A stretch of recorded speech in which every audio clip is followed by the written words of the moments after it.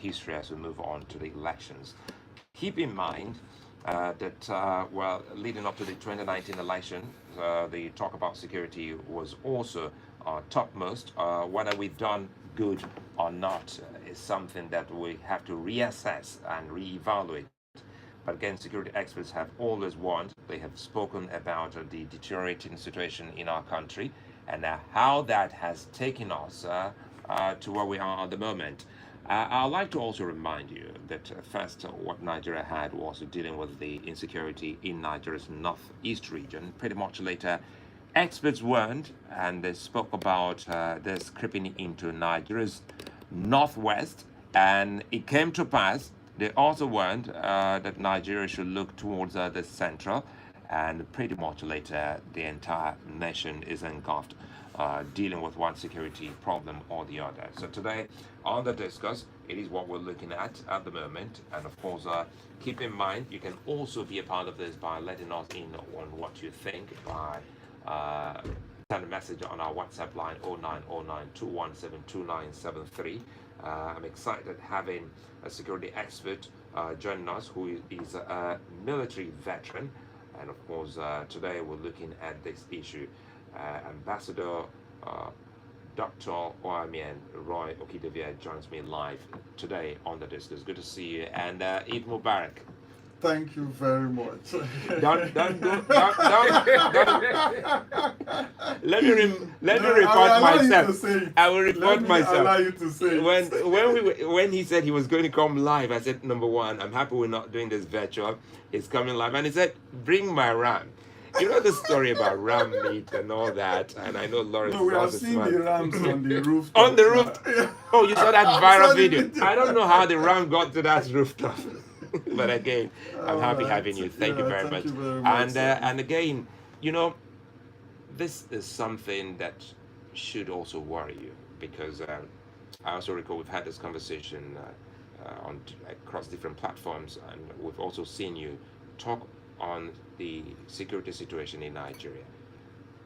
On the day of the Kuje prison break, on the day that the president's advance convoy was attacked, on the day that a military, a naval officer was picked from his home, on the day that, pockets of issues, engulfed us. How did you feel at first as a military veteran? In the military veterans community, we have a lot of kidnap cases that are not on the news. We have a lot.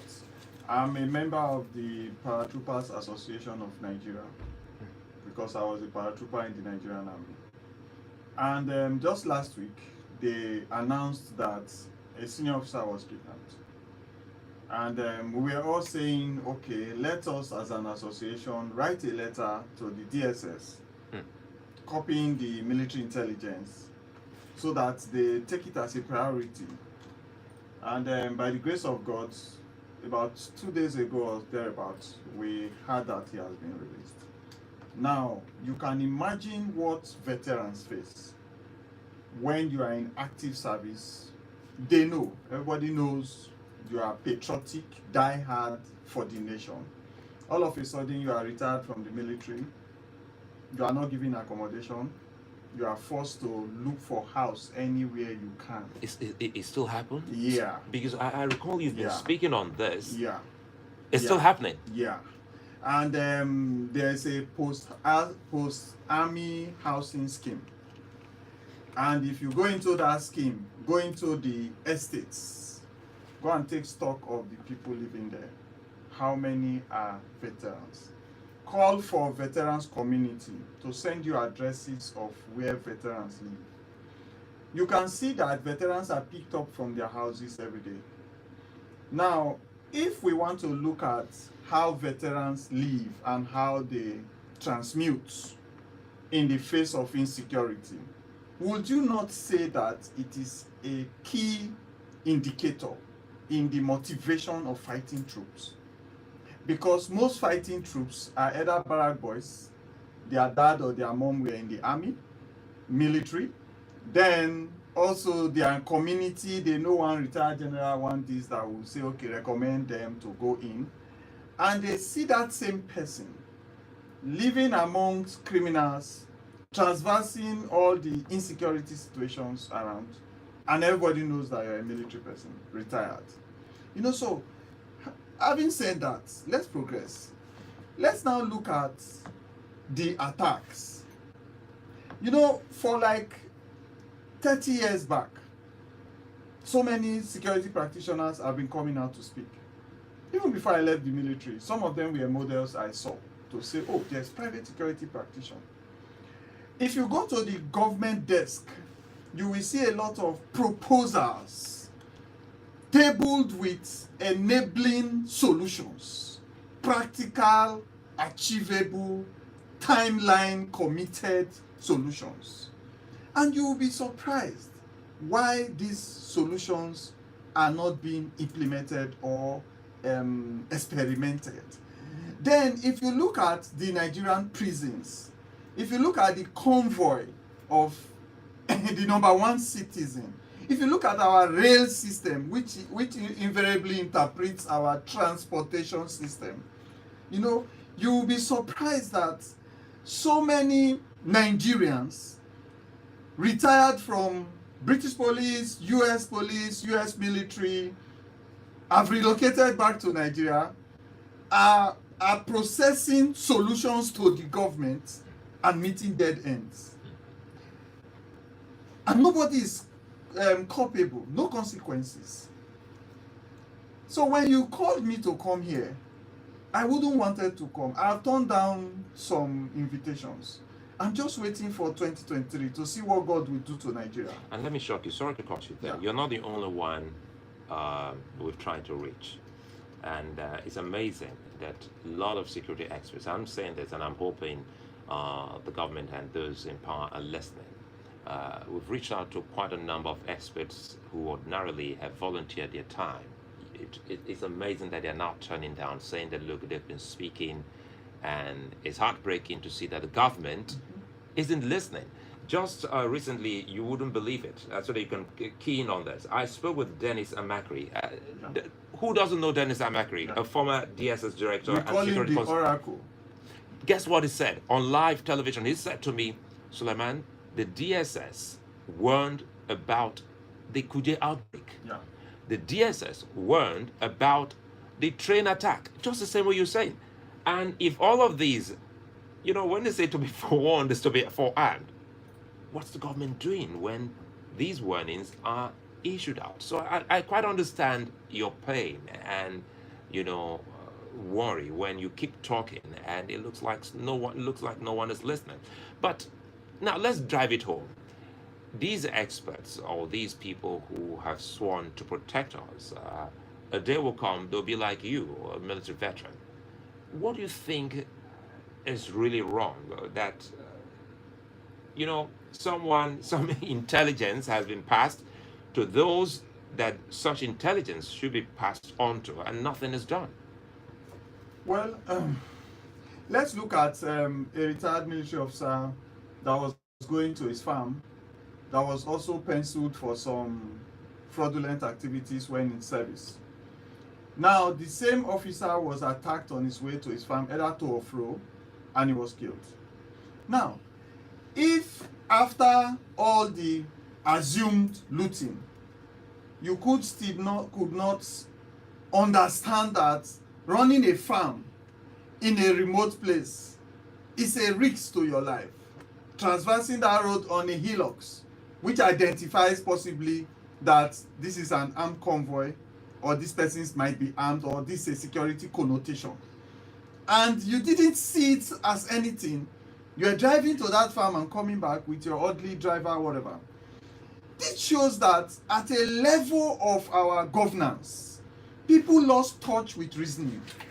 People lost touch with the basic. Let me give an example with myself.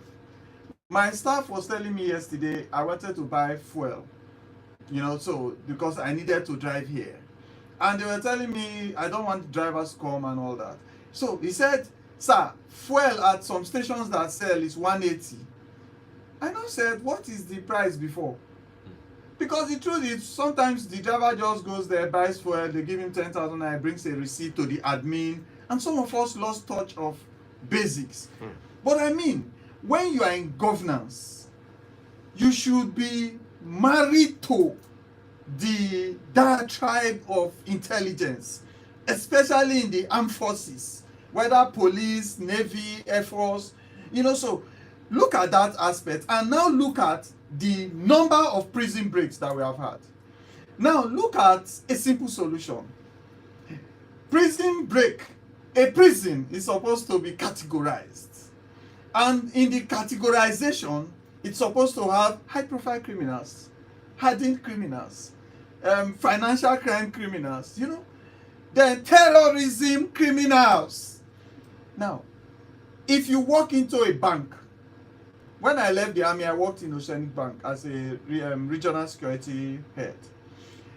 It was in my time that they removed the sliding door and they put the man-trap door that will screen metal and weaponry that you can't walk into the bank. When the bank is shut down, you must look for another outlet. That door does not work and you can't break it down. So what kind of facility demarcation, categorization, what kind of technology implementation do we have that a prison warden will not have a switch to switch off and you cannot enter into any of the cells? What kind of prison demarcation, perimeter fencing do we have that we didn't assume that perimeter fencing in a bushy area or a waterway area should be reinforced concrete? And I also understand that categorization you spoke about, for those who are terror suspects, they should also be in chains while in prison. So if you are in that category, then definitely there is a way to segment you in a electronic controlled environment. Now we say there's no light, there is solar. Solar is free. There are solar devices that this technology absorb little or enough energy to operate. That's one side. Two, there are indicators when you breach a perimeter that we send SMS to separate aligned phone numbers. If that perimeter was breached, why did that SMS not immediately ping in the chief of defense staff phone? The presidency is not 10 hours from Kuje. Why didn't he ping in the DSS phone? Why didn't he ping in the, so all of these people are moving to the location at a given timeline. Now that's one. Two, why was there no model, prototype of attack and say we are doing a drill and see how long it takes you if this facility is being overrun to hit this place on air and on land and in the bushes around to close it down? If that is not done, there's something again, another device we call smoke bomb. In a place where you are breached, a smoke bomb can go off. This place I entered now, sir, this is my first time. Though because I'm a security practitioner, as I'm coming in, I'm looking for XYZ exit point. I'm looking at your windows, which one I can scale out. Is there anything I can jump and hold around to scale out? I'm looking at my exit points.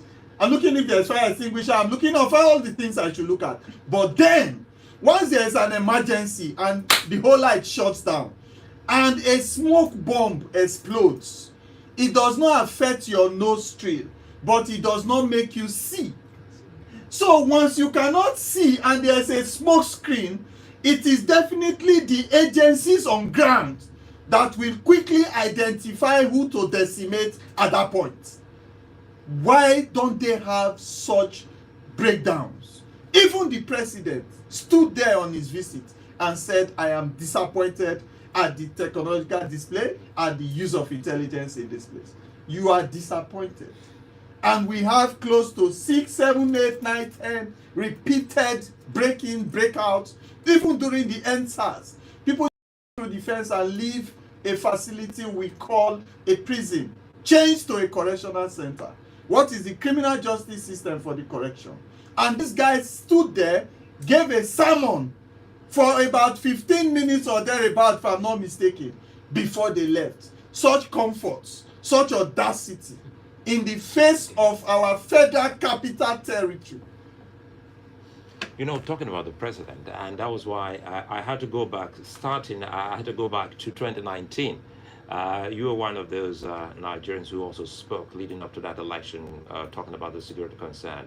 And if you go back to events leading up to the 2015 election, what readily comes to mind is the president, President Buhari, who gave everyone the impression that, well, it was easy peasy to fight insecurity. But somehow we have since said that it's gone beyond what he thought it was.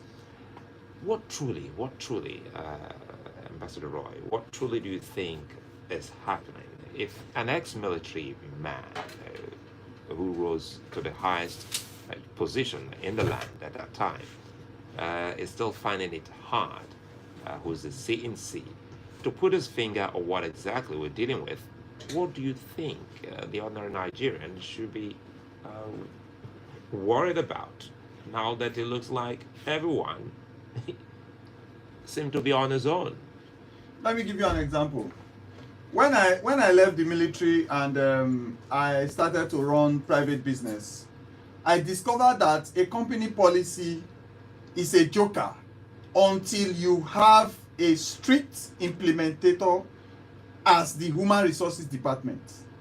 Now, if the president was assuming on his capacity as a military general, when you are out from uniform and you are running a democracy, you cannot mandate, you cannot demand, you cannot compel, you cannot order people to stay in a queue. You can't order them to meet a traffic light. If they beat the traffic light, there must be police officers that will call them to order.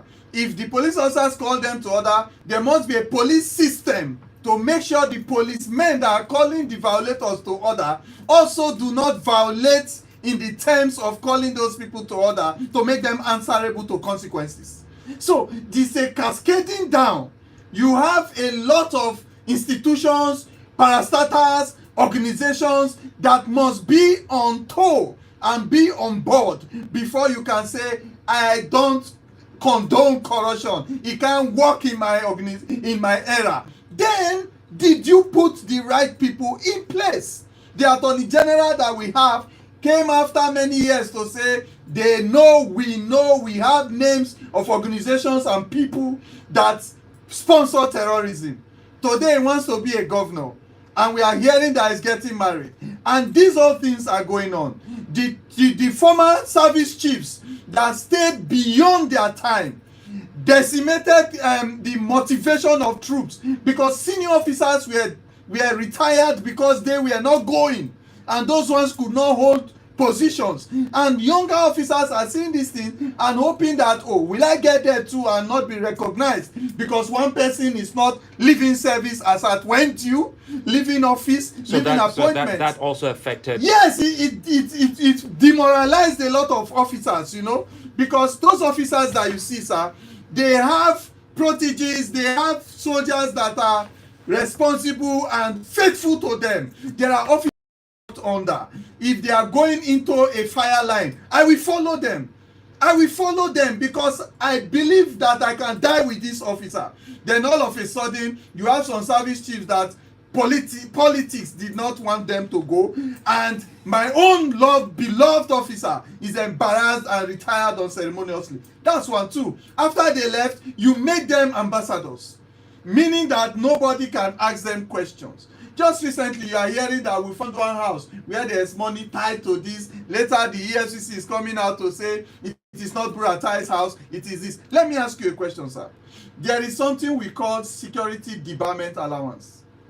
In that security debarment allowance, if you leave the armed forces, Army, Navy, Air Force, you are supposed to be paid security debarment allowance. It means that you cannot use your skill against the country, against the state.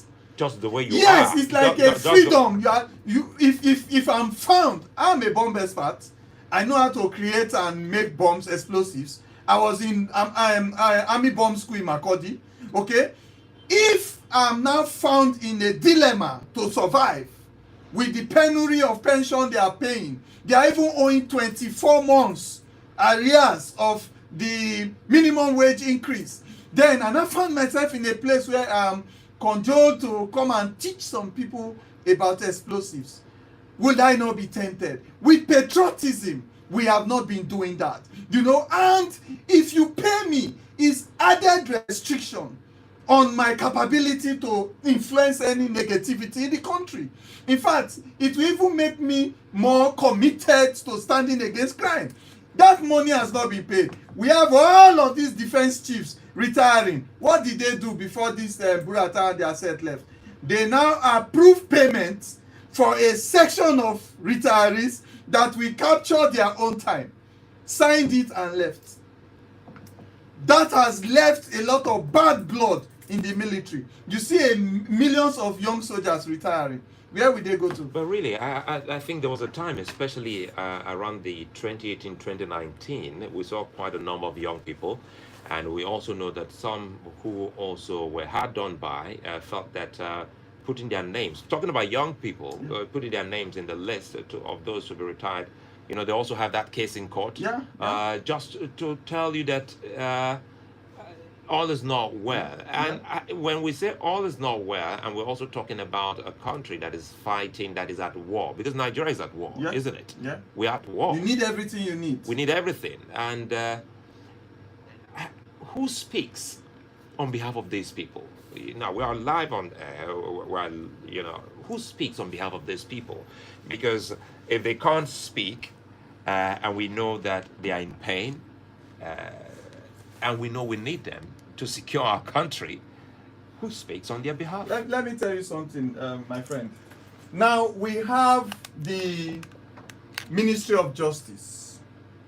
Now, if the Ministry of Justice have openly seen where soldiers come out on viral video to say I was shot during active service and I am in my village looking for a way to treat myself. If we see viral videos of soldiers saying that they were not paid their allowances at the front line for so XYZ number of time, the Ministry of Justice is an arm that could take up such things. Now, if you look at all of the agencies of fighting for human rights, we only know how to fight for human rights outside the country. You will hear that certain people say we violated human rights. What about in the cause of servitude? What countries violate human rights of their active combatant members and they are not called to order? Now, you hear the Tucano was not given because they were saying it will be used to fight against opponents and all that. They went to plead, make a lot of cases, compromise a lot of things. They got the Tucano. At the end of the day, what is the effectiveness? Let me take you briefly to our agencies so that we'll properly be looking at our insecurity situation. All right. Let's look at the baby in the womb and the delivery of the baby. How do we onboard people in our agencies? You are seeing a viral story going around now that a member of the prison staff was found to be proficient in the use of weapon during training, and he later confessed after duress that he was abducted by Boko Haram and he was with them for 2 years. For 2 years, and I escaped. And you are escaping and you are coming to join an armed force like the prison service. What due diligence was done? See, in my time, you will go and get local government chairman signature from your local government. Then Bende State, as a then, will give you a letter of identification to carry because you are joining quota system. Every state has its quota. Then when you reach depot, Nigeria and Mezaria, you know, where you reach the Nigerian Defense Academy, in any level, whether Air Force 2 and Navy, they have their own officer cadre, another rank.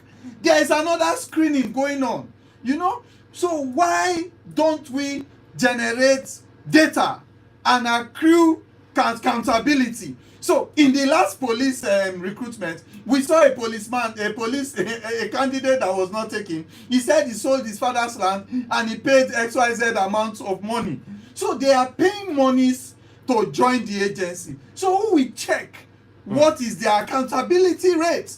We also in private security want to recruit some people, and somebody brought a document. The name is different from the one I'm seeing now, and he said, "Oga, I joined with this person's name to one of the agency, but this is my real name now that I'm out." I said, "No, you can't work with me." So if our agencies take in people on the basis of how much you will pay, how comes they are not doing due diligence? And when these things prop up, why is it not an opportunity to do home sweeping? Go inward and check who and who's supposed to have screened these sets of people that came into the agencies. Then you look at the military now. People pay money to join the agencies, and that is very bad. Then go to the training schools, sir. If you go to, last time I think it was one of the TV stations that did an expose on police college. You see what they are feeding them. Then what is the curriculum? Lie down, roll inside mud, run, and you come back, they flog you. And there is no intelligence to articulate the current dynamics of international insecurity and expectation for security. So in all of these guys, you just see that we come naked and we expect to be sprayed money when we are dancing. Now you talked about the police college, and I recall then my colleague, who was also African Journalist of the Year, the department did that expose on the police college. It's amazing that till this moment there hasn't been a follow-up. We're here discussing security, but we're looking at the issues around the operatives. We're looking at the issues surrounding those who are supposed to manage information and intelligence. And I still would go to, the issues, conversation we had with Dennis Amakri and Sheyi. And, how on earth does it work that here we are thinking, we don't have officers and men, but listening to you and listening to Dennis Amakri tells otherwise, that we have fantastic officers and men. How is it that information given out, warning us of an impending danger, are not taken into account? In other words, we have people who are working, and we have people who are mismanaging, such information. What do you think we should be doing? Because some are also putting the blame on the doorstep of politicians. Do you agree? I totally agree. Let me tell you why I agree. Before I say that, let me respectfully indicate that Dennis Amakri he left the DSS. He didn't just leave and take his bag and baggages and go and hide somewhere. He was always and is still always present in every security fora, institute, sessions, communique, everything that does with security. Nobody in security that does not know him. When I left the army, I was looking for everywhere that people are talking about security. And under the Institute of International Private Security, Professional Security, IIPS, that was where Dennis Amakri was giving lectures then. And I was part of those. In fact, I was the one that was shouting Oracle, Oracle. So till today, we call him the Oracle. So see how painful this is. He's a grandfather now. That means in the DSS, he must have been one of those that were not happy with the way things are going with what they know and what they know can achieve. Now, imagine if we have opportunities to manage data. Imagine, I have retired military men that have left and they can tell you what is on your phone for the last 3 years if this phone has been with you. They call it data recovery. Omotunde has his own company. And he's a Nigerian. He's a Nigerian. He's a retired personnel like me. We are in the veteran community. International organizations call him and give him jobs to recover data. The question he asked me when this thing happened. Okay, let me tell you. The question he asked me is this. And we keep having it's traumatic. We have people being kidnapped. Oh God. And they have conversations over the phone. Yeah. And we have people being arrested. Yeah. And they were kept in Kuje and so many other facilities. Yeah. And still you have these Nigerians who can help you, rummage, unearth information that can help us be a people back again. They called me when he called me, we looked at the opportunity to manage data.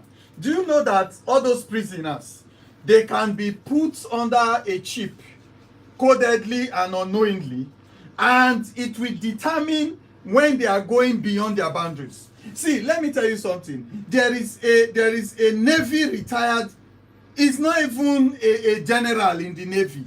This guy got in touch with some people outside Nigeria, and they agreed to do business with him. What is the introduction? They have opportunities to intercept and read SMS. To intercept and read SMS if they connect with our communication system. Now, they came to me and I asked them, do you have any representative here in Nigeria? They said, yes, they have, but it's slow, that they want to deal with me. I said, no, show me that person. That was how I met the Navy guy. I said, your people are coming to me. He said, see, Ambassador, I've gone round. I said, okay, let me go round with you.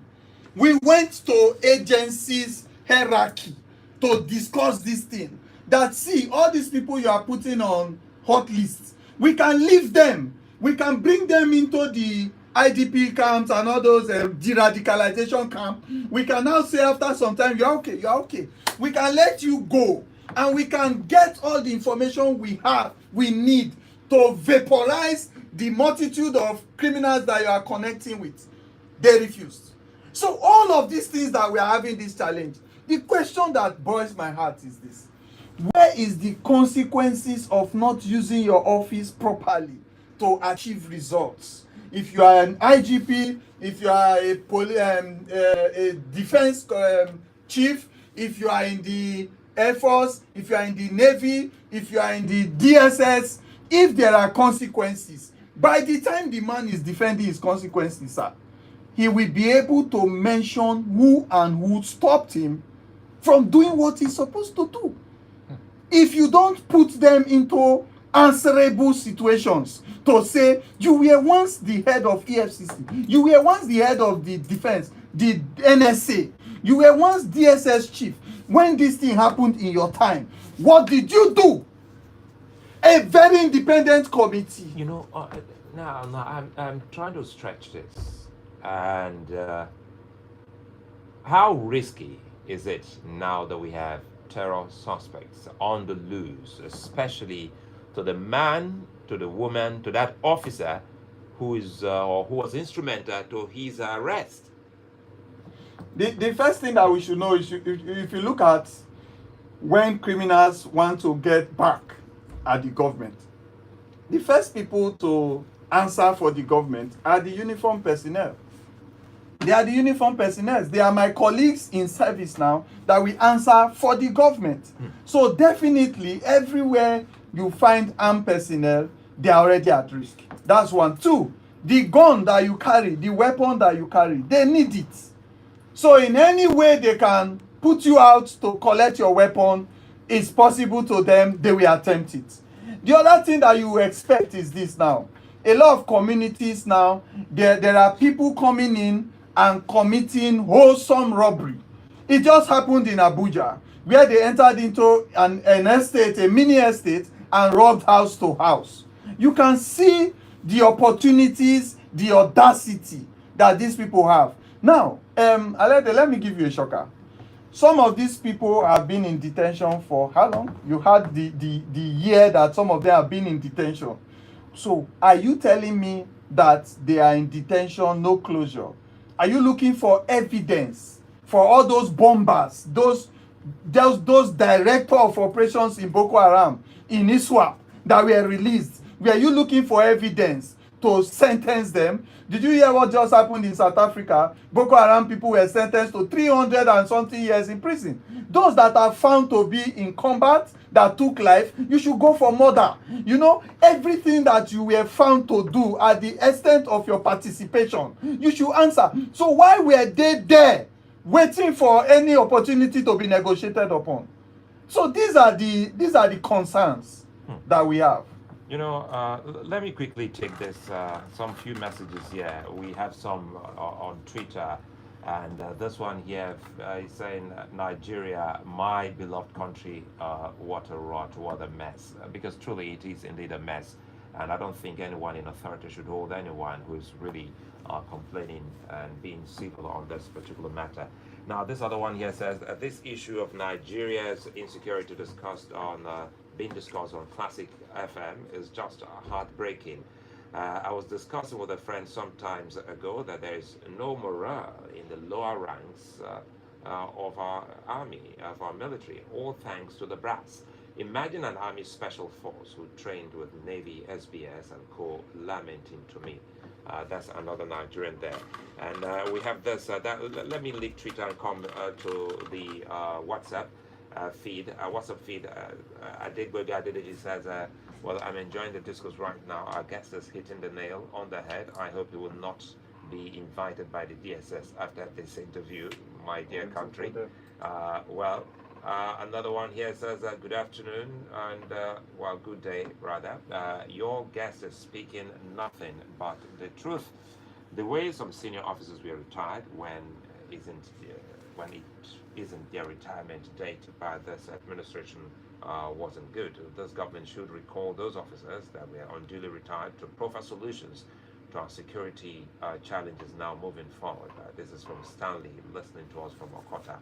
And you know, the issue here is people are alarmed and people are worried. And what worries them most is, you know, we still have not been able to answer this, even though we go back talking about the hierarchy.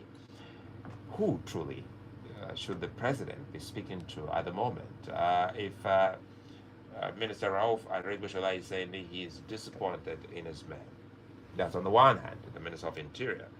If we're getting information, and I'm talking about vital information being told to the Nigerian people that we were warned that Kuje was going to be attacked.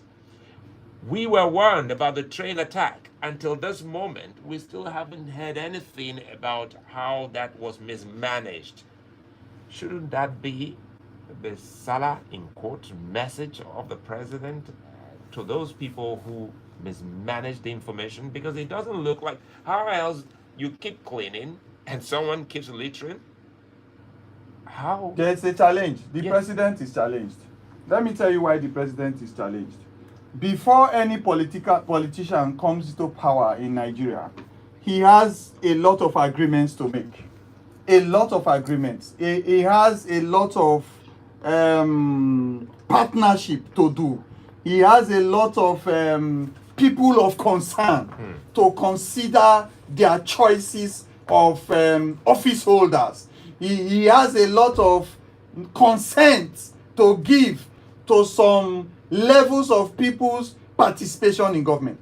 Now, when those people now are found not to be able to deliver, the first concern is, who is their godfather? Who referred this person? See, we are not talking trash here. Me, I'm not afraid for anybody to arrest me. You know why? I was in the Army Special Forces. I was airborne. I was amphibious. I was with senior officers that are retired today, that are combatant, disciplined, and focused on patriotism. I know them. I call them once in a while. They tell me, Roy, well done. We see what you are doing. You know, because I cannot fail. I told one Oga one day, I said, General, sir, I cannot misbehave because somebody like you trained me. So I cannot misbehave. See, sir, let me tell you something. There are army officers today that have messed up and they are still glorified. There are police officers that have been dismissed. They are called back and they are given honors. Some of them are called back before they are now asked to retire. What messages are you sending? Who is framing anything against the government? When you begin to do this, it shows that you are arm twisted. The president's wife, at a point, said that there are cabals in the Aso Rock that are running the government. At that point, the president is supposed to do an in-house sweeping. During and after the COVID, some people discovered really that there were issues with governance. That wasn't a beer parlor talk. That was a serious talk. She herself said it in the airport when traveling out or traveling in. And when she began to calm down, you will see that it's towards the tail end of this organization, this administration, and you will see that she stays more time outside the country as we speak. Now, who is going to go back to Katsina? Who? You see the artillery of personnel following the president when he was doing that political work to show to the world that Katsina is safe, right? But we have information that Katsina citizens are kidnapped, killed, raped every day, both Muslim and Christians. So it's not even a Muslim-Christian thing. It is a total breakdown of opportunity for Nigerian citizens to live peacefully, to enjoy their freedom. And it's important, because listening to you, because you said something, it's important that it's everybody's business. So thinking political or thinking that someone is being altruistic, we must listen to everyone, from the president's wife to those who are intelligence officers, to those who are in the agencies, and even those who are retired. We must pause and say, wait a minute, let's listen to, because this isn't rocket science. A country that has the wherewithal in men, intelligence, and otherwise to win a war is still struggling. No, is it another area that will shock you, sir, is this. A country that is not sensitive to the people. The people's concern does not affect you. Let me give you an example. You get back to your house right now. We are coming from the studio, everything. You just say, wow. You put on the air conditioner in your house. And your child carries a duvet to cover themselves. The next thing you will ask the child, are you cold? You say, yeah, daddy, I'm cold. You should put on the air conditioner. You can't tell the child, leave this place. The house is for the children. You are the father. Every government must look at the people. Give you an example. NSAS. Fine. SARS was working, but was derailed. Fine. Then it has not even concluded. You have not even come to that place as a government from Abuja. Walk to the toll gates.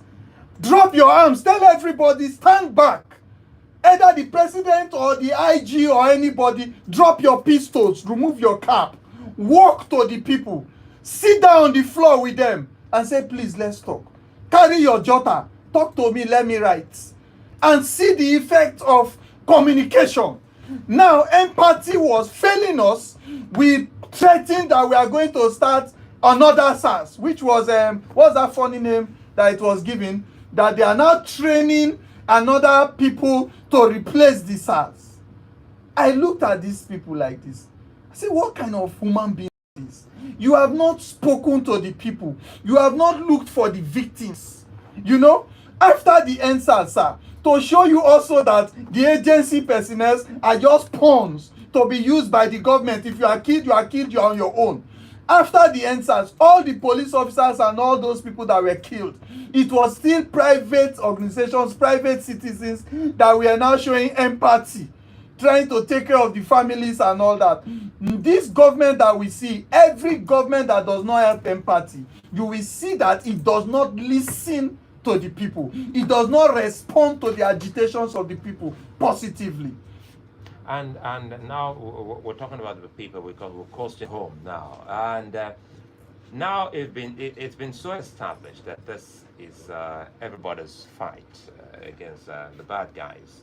And irrespective of what we're seeing at the moment, time was, I recall, the DSS, the police, and the NOA led by Mike O'Mary. Remember the young Nigerian at that point in time. Mike O'Mary was the head of the National Orientation Agency. They were having this weekly briefing, speaking to the people, jingles, giving updates, telling them, you see something, say something. At that point in time, these three agencies, spokespersons were Frank Umba, Marilyn Oga of the DSS, and Mike O'Mary. So how much of that do we need now? Okay, let me tell you one thing that happened that we need that was truncated. A lot of universities in Nigeria, they took it upon themselves. They started programs called either criminology and security studies or security and intelligence. Some of them do diploma and advanced diploma. For like me, when I left the army, I did advanced diploma in University of Lagos. Imagine that database. Now, some schools run 5 years of security and intelligence studies. Young Nigerians from 16, 17, 18, they burst into the university. If there is strike, possibly there are, they will do 7 years in that university, like we are seeing now. When they come out, sir, they go and start working XYZ. If I ask this Mr. Lawrence here now, you will hear that maybe he read criminology, it's in the studio. Why can't the government take the database from the university, send XMS to these people? As I'm seated here, if I'm one, as this cameraman is seated, standing here, if he's one, as your studio colleagues are here, they will receive SMS that if you read criminology and security intelligence and you are of this age bracket, report to the police command, report to the military command.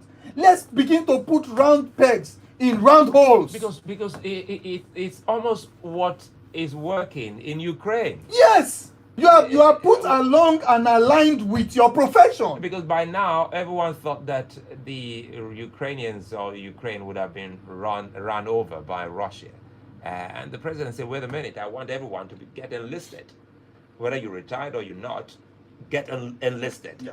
And that is why Ukraine is still standing as a nation. So from the Ukraine example that you have just painted now, we need to dig in deep and look at the data, go back to the institutions, go back to the institutes, research institute, and see what they've been able to gather for us to latch onto. So, Roy, is it too much of asking, of the agencies? How does it, let me paint it this way. How does it work? Because we live in climes whereby those in authority, whether you're working in the private sector, you have an MD, you have a chairman, you have a GMD, whatever, big names. Why is it so difficult that they don't listen to people with superior, argument who are below the cadre? It looks to me that that's also the problem with the Nigerian, security issue. Because some listen, okay. Because if we have people that have been speaking to brother or sister agencies and say, we have gotten, I still want to stay on that, we have this information, and they call it classified. It wasn't an information given to the market woman or given to me as a journalist. So they are only saying it now because it was not taken into account. So how do we make people start believing in superior, arguments, especially as it regards to security matters? It's as I will tell you, it's bureaucracy issues, one of it.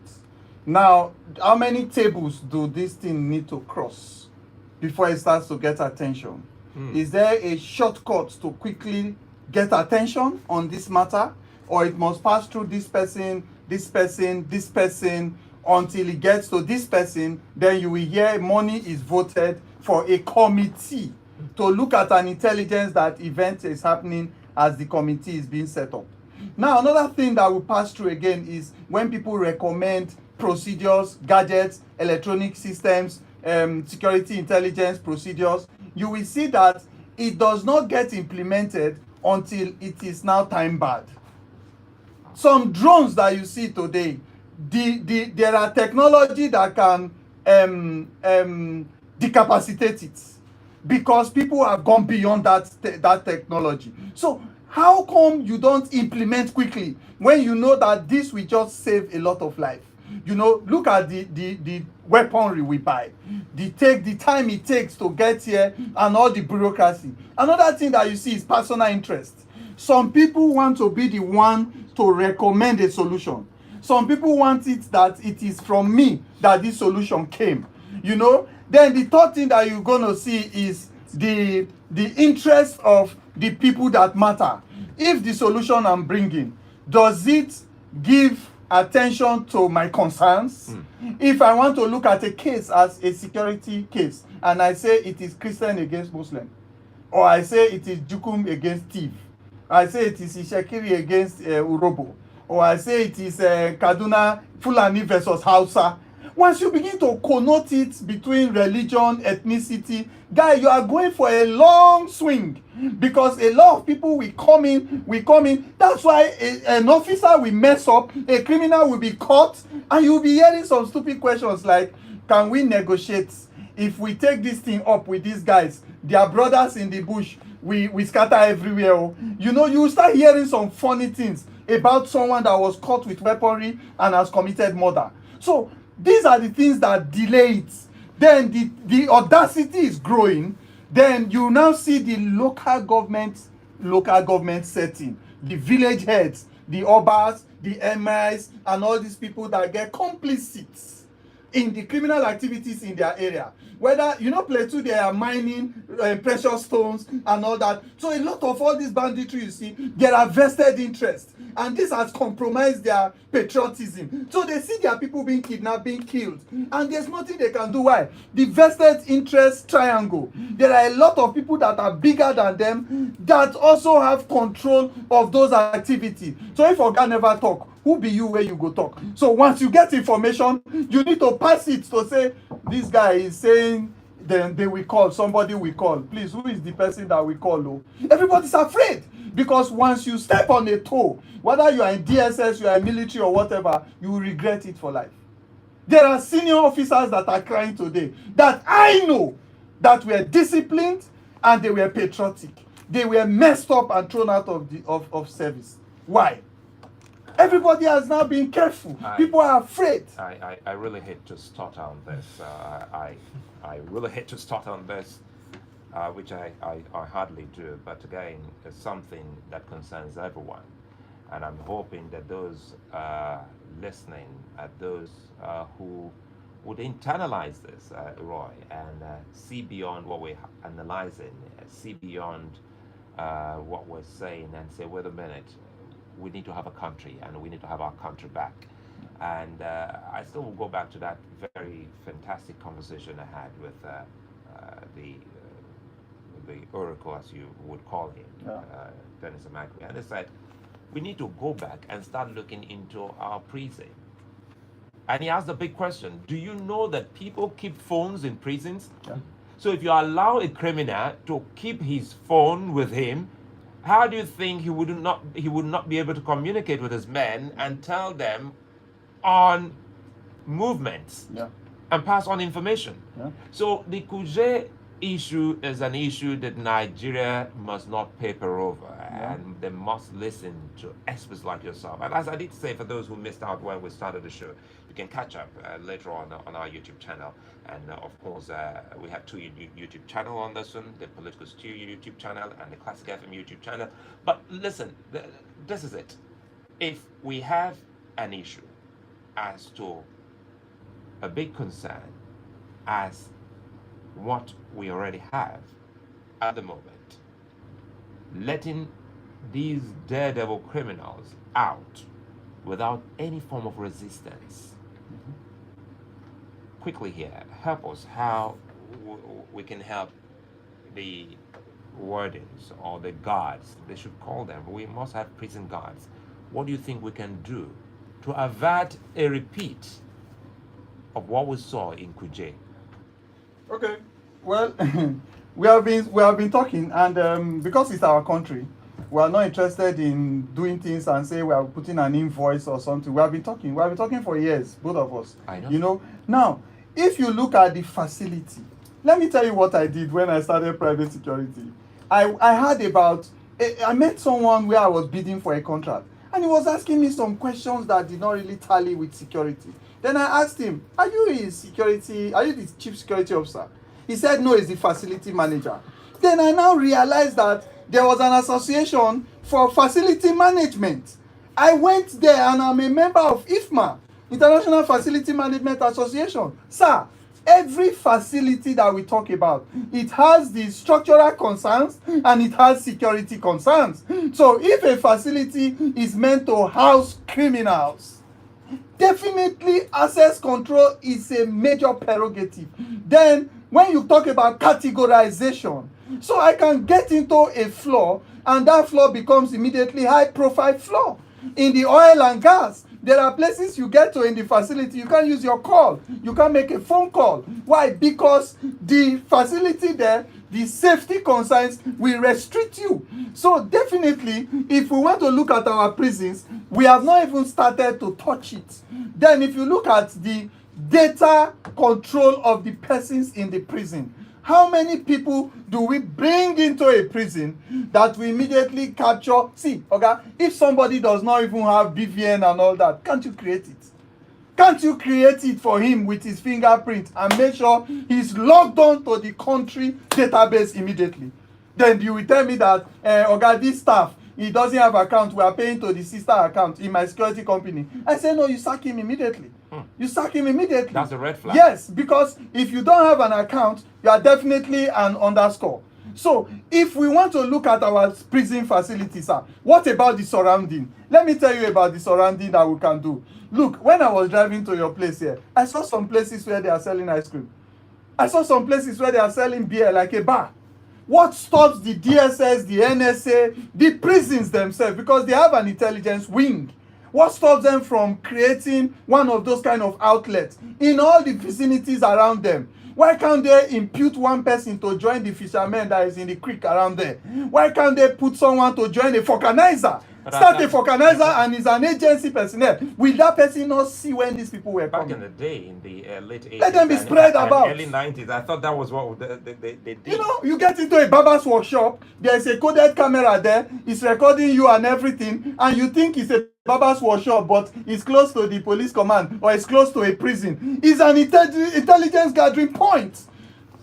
Well, anyway, I think, we've said much, and as you said, it's our country. We will keep talking. And as we close now, I'd like to say,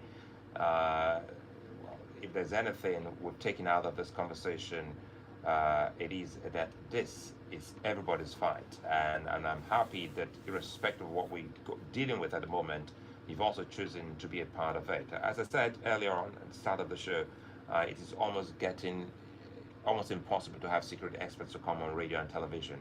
And for the authorities, I hope that they're listening. And I do not know why this is, but again, if you have people who would, rescind or recoil and go back into their inner shell, especially when they have talent to share, information to share, it becomes almost impossible. We're hoping that the NOA and the agencies will kick off a kind of system whereby people will be so enlightened and informed so that we all can watch out for our country. Ambassador Roy Okhidievbie, I'd like to thank you for your time. And I'm hoping that for the veterans we spoke about, something is done for the veterans. I'm one of those that has always been with you and the veterans on that. It always makes me cry when I hear about veterans not being taken care of. This is Nigeria. We're hoping that the government will also look into the issue of our veterans in the country. Once again, thank you for your time. Thank you very much. And on a lighter note, your ram meat will come.